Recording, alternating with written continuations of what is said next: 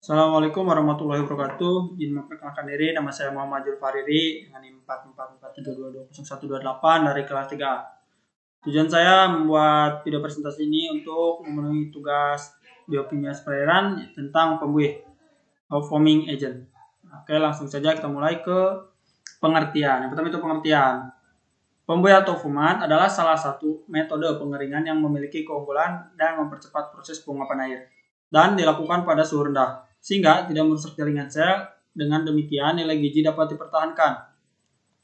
Jadi pembuih atau fumat itu tidak merusak gizi dan sel-sel yang ada di bahan tambahan pangan tersebut, yang dimana gizi pada suatu makanan tersebut akan tetap segitu atau dipertahankan.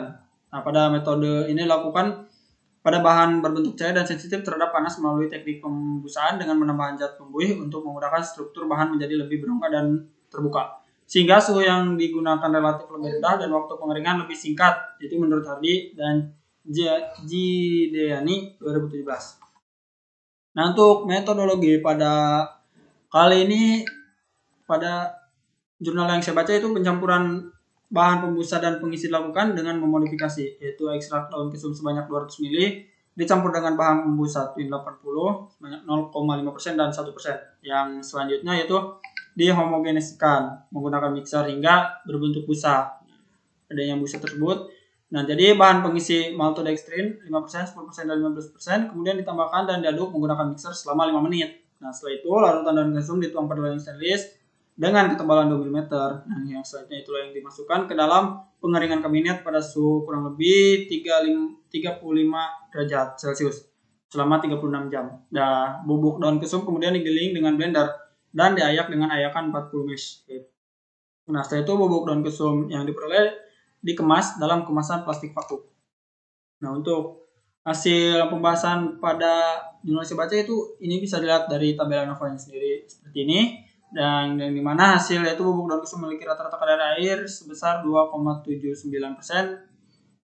sampai 6,81%. Nah, jadi tabel ini menunjukkan bahwasanya pembusahan itu berhasil menurunkan kadar air pada suatu bahan tambahan pangan. Jadi hasil analisis menunjukkan bahwa penambahan konsentrasi Twin 80 dan maltodextrin berpengaruh nyata dan terdapat perbedaan signifikan terhadap kadar air bubuk daun kesum. Jadi semakin tinggi konsentrasi doxycycline yang ditambahkan, maka kadar air bubuk daun kesum mengalami penurunan.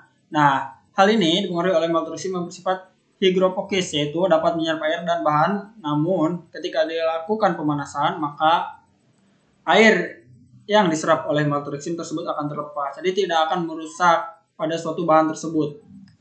Nah, untuk kesimpulan pada presentasi kali ini itu dari campuran konsentrasi Twin 80 dan maltodextrin yang berbeda memiliki pengaruh yang berbeda nyata terhadap karakteristik kimia, fisik, dan sensoris bubuk daun kesum.